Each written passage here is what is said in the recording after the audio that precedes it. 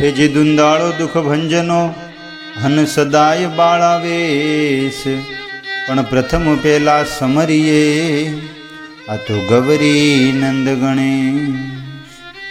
મિત્રો, આજે વાત કરવી છે ગણેશ ચોથના વ્રતની. મિત્રો, આ વ્રતની વિધિ ભાદરવા સુદ ચોથના દિવસે આ વ્રત કરવામાં આવે છે. સુખ, શાંતિ, સમૃદ્ધિ અને સંતાન પ્રાપ્તિ માટે આ વ્રત થાય છે. આ વ્રત કરનારે સવારે વહેલા ઉઠી અને ઘરના કામકાજ બધા પરવારી સ્નાન કરી અને ગણપતિ ભગવાનની પંચધાતુની મૂર્તિ બનાવી અને તેની સ્થાપના કરવી અને તેની વિવિધતમ પૂજા કરવી. આ દિવસે ઉપવાસ કરવો. વ્રત કરનારે રાત્રે ચંદ્ર દર્શન કરવાથી કલંક લાગે છે, પણ ભગવાન કૃષ્ણએ પોતાના પર લાગેલું કલંક દૂર કરવા માટે આ વ્રત કરેલું. જે દિવસે આપણે મૂર્તિની સ્થાપના કરી હોય અને વ્રતના બીજા દિવસે ગણપતિ ભગવાનની મૂર્તિને જળમાં પધરાવી દેવી. મહારાષ્ટ્રમાં ગણેશ ચતુર્થી નિમિત્તે ભવ્ય વરઘોડો નીકળે છે અને ગણપતિની મૂર્તિને પાલખીમાં બેસાડી નદીએ લઈ જાય છે અને જળમાં પધરાવવામાં આવે છે. મિત્રો, આ વ્રતની હવે કથા સાંભળીશું. એક વખત ગણપતિ મહારાજ રિદ્ધિ સિદ્ધિ સહિત આકાશ માર્ગે કૈલાસ તરફ જવા નીકળ્યા હતા. રસ્તામાં ચંદ્રલોક આવતા ચંદ્રે ગણપતિને જોયા. ગણપતિનું મુખ અને એમનું પેટ આ વગેરે જોઈ અને ચંદ્ર ખડખડાટ હસવા લાગ્યા અને તેમની મસ્કરી કરવા લાગ્યા. આથી ભગવાન ગણપતિ ચંદ્ર ઉપર ખૂબ જ ગુસ્સે થઈ ગયા અને તેને શ્રાપ આપી દીધો. અને શ્રાપ આપતા બોલ્યા કે હે ચંદ્ર, તું ખૂબ રૂપાળો છે એની ના નહીં, પણ એથી અભિમાનમાં આવી જઈ અને અન્યની મસ્કરી કરાય. આજે તે મારી મસ્કરી કરી અને મને ઉશ્કેર્યો છે. જા, હું તને શ્રાપ આપું છું કે આજે એટલે કે ભાદરવા સુદ ચોથના દિવસે કોઈ તારું મુખ જોશે નહીં, અને કદાચ ભૂલે ચૂકે જો તારું મુખ કોઈ જોઈ લે તો એના પર અંધારી આફત ઉતરશે.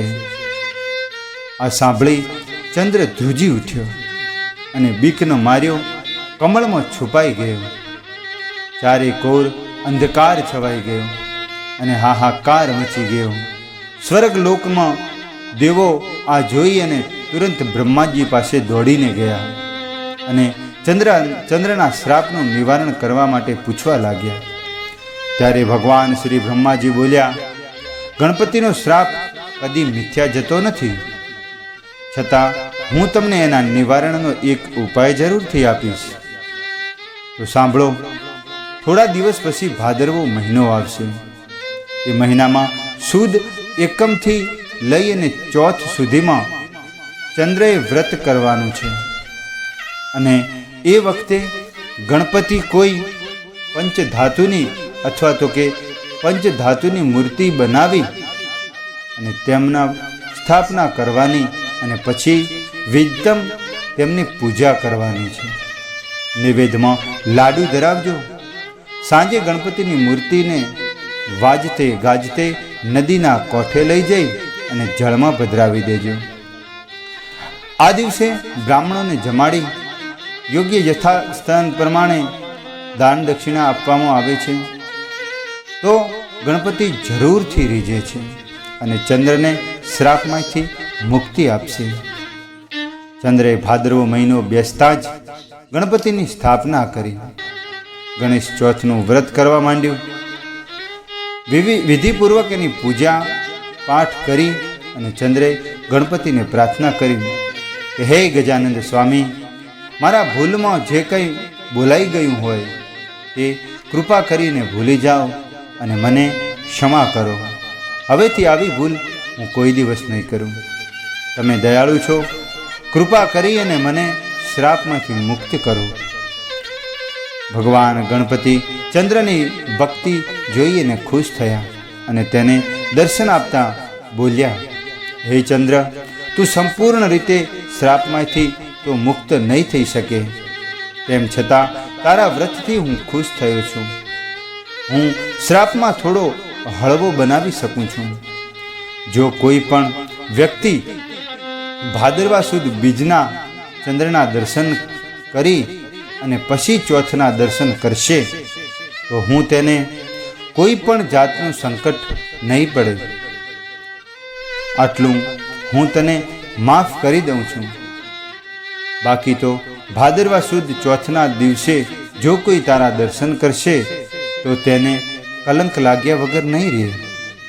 અને એ કલંક દૂર કરવા માટે જો કોઈ મારું ગણેશ ચોથનું વ્રત ભક્તિભાવપૂર્વક કરશે તેના ઉપર હું પ્રસન્ન થઈશ અને તેના બધા જ સંકટોમાંથી મુક્ત કરીશ.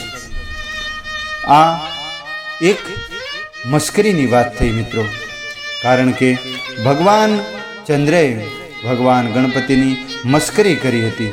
એટલા માટે તેમને આ શ્રાપમાંથી આજે પણ મુક્તિ મળી નથી.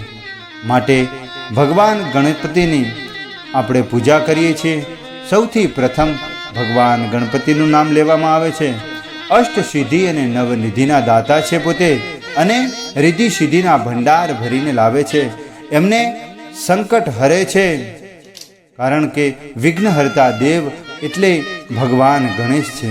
મિત્રો, ગણેશ ચતુર્થીમાં દરેક મિત્રોએ આ વ્રત કરી અને ભગવાન ગણપતિને પોતાના દરેક પાપોમાંથી મુક્તિ મેળવવા માટે પ્રસન્ન કરવા જોઈએ. તો મિત્રો, આજે આપણે સાંભળ્યું ગણેશ ચતુર્થી વિશેની આ વાર્તા. હે ગણપતિ દાદા, જેવા તમે ચંદ્રને ફળ્યા તેવા અમારું વ્રત કરનાર બધા લોકોને અને અમારી આ કથા સાંભળનાર, કથા કહેનાર સૌને ફળજો અને સુખ, શાંતિ અને સમૃદ્ધિ આપજો. તો બોલો ગજાનંદ ગણપતિ મહારાજ કી જય.